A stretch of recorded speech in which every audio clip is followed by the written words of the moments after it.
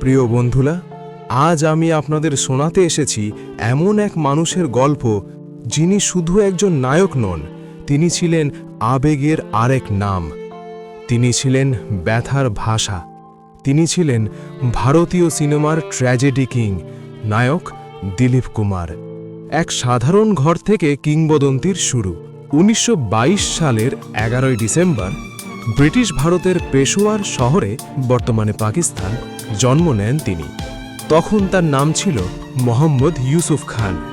তার বাবা ছিলেন ফলের ব্যবসায়ী লালা গুলাম সরওয়ার খান। মা ছিলেন গৃহিণী আয়েশা বেগম। বড় পরিবার, অনেক ভাই বোন, অর্থের টানাপোড়েন, বাবার কড়া শাসন, এই পরিবেশেই বড় হচ্ছিল ছোট্ট ইউসুফ। বন্ধুরা, মনে রাখবেন, মহান মানুষরা জন্মেই মহান হন না।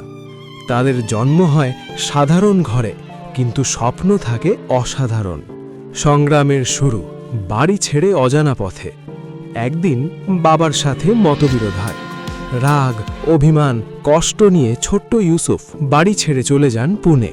পকেটে টাকা নেই, পরিচিত কেউ নেই, পেটে ক্ষুধা, মনে ভয়। তিনি একটি ক্যান্টিনে কাজ নিলেন। রুটি বানাতেন, টেবিল পরিষ্কার করতেন, কখনো ফল বিক্রি করতেন রাস্তায়।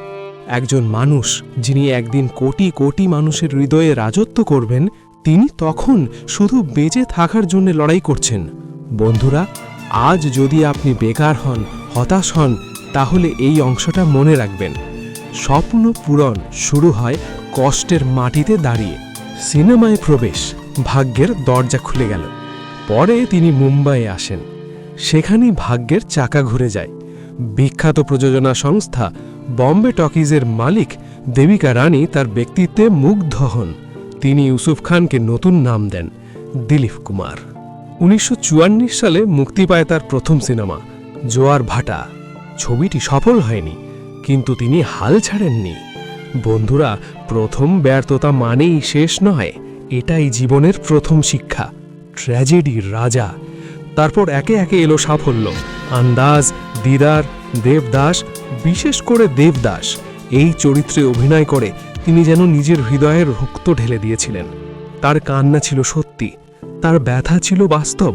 তিনি চরিত্রে ডুবে যেতেন এতটাই যে বাস্তব জীবনেও বিষণ্ণতায় ভুগতেন।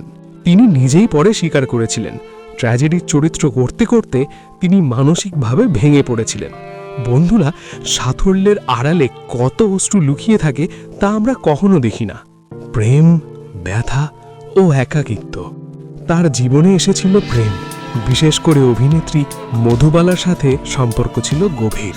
কিন্তু ভুল বোঝাবুঝি, পারিবারিক বাধা ভেঙে দেয় সেই সম্পর্ক। দিলীপ কুমার কেঁদেছিলেন নীরবে, কারণ পুরুষের কান্না কেউ দেখতে পায় না। পরবর্তীতে ১৯৬৬ সালে তিনি বিয়ে করেন অভিনেত্রী সায়রা বানুকে। সায়রা বানু শুধু স্ত্রী নন, ছিলেন তার ছায়া, তার শক্তি, তার শেষ নিঃশ্বাস পর্যন্ত সঙ্গী। সম্মান ও অর্জন।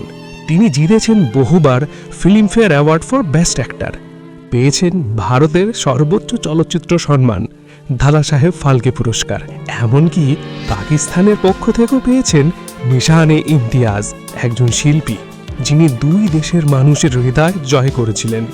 শেষ অধ্যায়।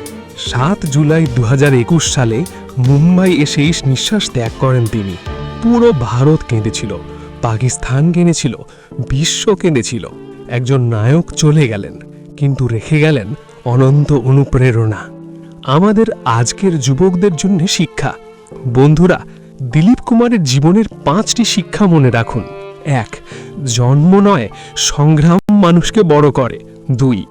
ব্যর্থতা হলো সাফল্যের প্রথম সিঁড়ি। ৩. আবেগ লুকাবেন না, তাকে শক্তিতে রূপান্তর করুন। ৪. প্রেম হারালেও জীবন থেমে থাকে না। ৫. বিনয়ী থাকুন, সাফল্য নিজেই আসবে। সমাপ্তি। ভয়েস ওভার টোনে। যে ছেলেটি ফল বিক্রি করত, সে একদিন কোটি হৃদয়ের রাজা হলো। যে ছেলেটি বাবার রাগে বাড়ি ছেড়েছিল, সে একদিন ইতিহাসে নিজের নাম লিখল।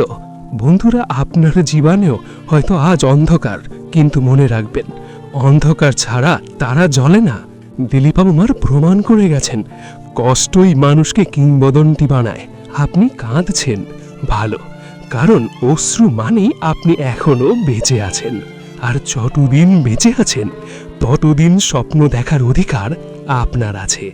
ধন্যবাদ। এই গল্প যদি আপনার হৃদয়ে ছুঁয়ে যায় তাহলে শেয়ার করুন এবং আরও নতুন নতুন দিলীপ কুমারের তথ্য জানতে চ্যানেলটিকে সাবস্ক্রাইব করে আমাদের সাথেই থাকবেন। আর এই শেয়ার করা ভিডিও থেকে হয়তো কারোর অন্ধকার জীবনে আলো জ্বলতে সহায়তা করবে। আজকে এ পর্যন্তই।